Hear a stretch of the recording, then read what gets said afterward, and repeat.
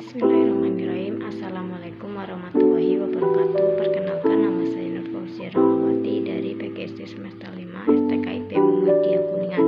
Di sini saya akan menjelaskan mengenai materi taksonomi Bloom. Nah, yang pertama saya akan menjelaskan mengenai pengertian taksonomi Bloom. Apa itu taksonomi Bloom? Taksonomi Bloom menurut KBBI yaitu klasifikasi bidang ilmu, kaidah dan prinsip meliputi pengklasifikasian objek. Taksonomi Bloom berasal dari bahasa Yunani yaitu taisiang yang berarti mengklasifikasi dan nomos yang berarti aturan.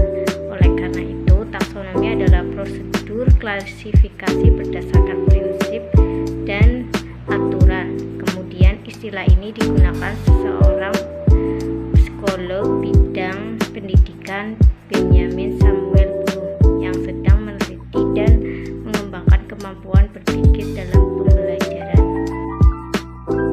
Nah, yang kedua yaitu tujuan dari taksonomi Bloom itu sendiri. Nah, apa sih tujuan dari taksonomi Bloom itu sendiri? Nah, sebuah taksonomi Bloom bertujuan sebagai dasar untuk merumuskan kurikulum pembelajaran.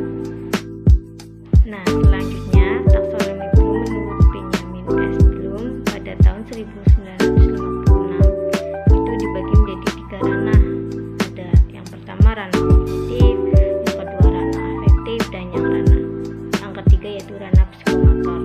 Ranah kognitif adalah ranah yang berkaitan dengan aspek-aspek intelektual atau cara berpikir nalar. Di dalamnya mencakup pengetahuan, pemahaman, penerapan, penuraian, pemadukan, dan penilaian. Dan yang kedua yaitu ranah afektif. Ranah afektif yang berkaitan dengan aspek-aspek emosional seperti perasaan, minat, sikap, kepatuhan terhadap moral, dan sebagainya. Di dalamnya mencakup penerimaan, sambutan, penilaian, pengorganisasian, dan karakterisasi. Dan yang ketiga yaitu ranah psikomotor, yaitu ranah yang berkaitan dengan aspek-aspek keterampilan yang melibatkan fungsi sistem syaraf dan otot dan fungsi psikis.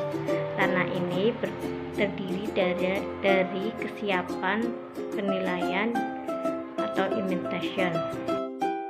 Selanjutnya ada tabel gambar kata kerja yang digunakan pada ranah kognitif. Ada banyak contohnya seperti C1 mengintip, C2 menjelaskan, C3-nya mengaplikasikan, C4-nya menganalisis, C5-nya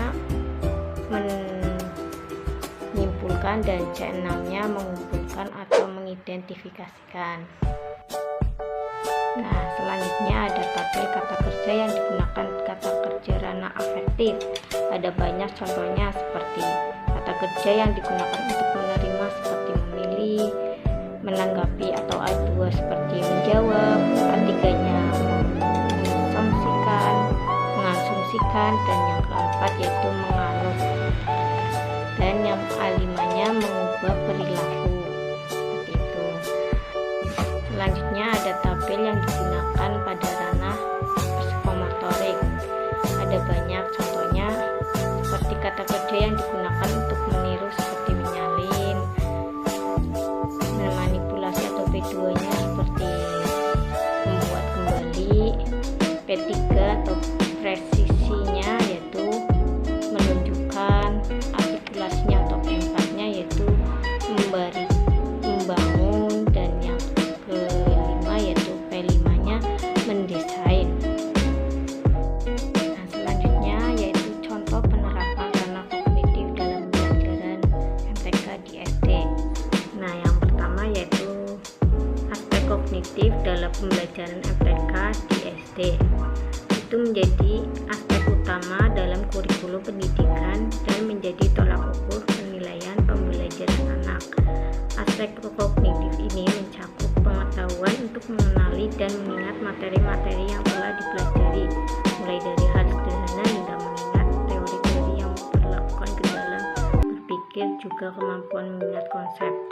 Contoh pada materi bangun ruang.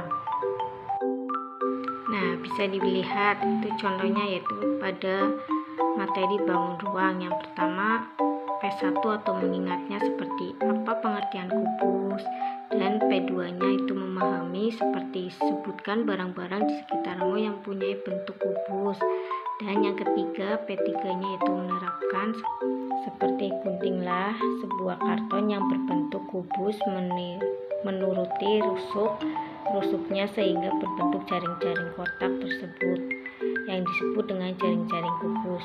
Dan yang keempat, P4-nya yaitu menganalisa seperti ada berapa banyak jaring-jaring kubus yang terbentuk. Untuk keperluan ini kamu bisa menggunakan kertas berpetik untuk mengeksplorasi bentuk-bentuk yang berbeda. Nah, P6-nya yaitu atau mengevaluasinya yaitu seperti jelaskan alasanmu mengatakan banyaknya jaring-jaring kubus di atas. Dan P7-nya atau menciptakan seperti contohnya ciptakan suatu desain kotak kado berbentuk kubus dan lembaran karton seperti ini. Nah, selanjutnya yaitu contoh penerapan ranah afektif dalam pembelajaran MTK di SD. Nah, pada materi MTK berdasarkan segala sesuatu yang berkaitan dengan emosi seperti penghargaan, nilai, perasaan, semangat, minat, dan sikap terhadap suatu hal yang mengacu kepada penerimaan kemampuan untuk perhatikan dan merespon stimulusasi yang tepat, juga kemampuan untuk menunjukkan atensi atau penghargaan terhadap orang. Nah, responsif anak memiliki kemampuan berpartisipasi aktif dalam suatu pembelajaran dan selalu memiliki motivasi untuk bereaksi dan mengambil tindakan. Nah, contoh dari ranah afektif yaitu seperti ikut berpartisipasi dalam diskusi kelas mengenai pelajaran MTK, bangun dasar, dan bangun ruang. Yang kedua, mengusulkan kegiatan kelompok untuk suatu materi pelajaran matematika. Organisasi yang menyatukan nilai sikap yang berbeda yang membuat anak lebih konsisten dan membentuk sistem nilai internalnya sendiri dan menyelesaikan konflik yang timbul di antaranya. Karakteristik tercermin dalam tingkah laku yang ada hubungannya dengan keterampilan pribadi, sosial, dan emosi. Nah, yang ketiga yaitu contoh ranah psikomotor. Yang pertama, peniruan. Anak dapat mengamati gerakan kemudian mulai bereaksi terhadap apa yang diamati dalam bentuk meniru kegerakannya. Untuk peniruan tidak konkret dan tidak sempurna. Dan yang kedua yaitu persiapan anak untuk bergerak meliputi aspek mental, fisik, emosional. Pada level ini anak mendemonstrasikan objek instruksi yang diberikan dan tidak sekedar meniru. Dan yang ketiga yaitu respon terpimpin. Tahap awal percobaan dalam keberhasilan yang dicapai melalui latihan pelajaran matematika yang diberikan guru secara terus menerus. Mungkin sekian dari saya, kurang lebihnya mohon maaf. Saya akhiri, terima kasih. Wassalamualaikum warahmatullahi wabarakatuh.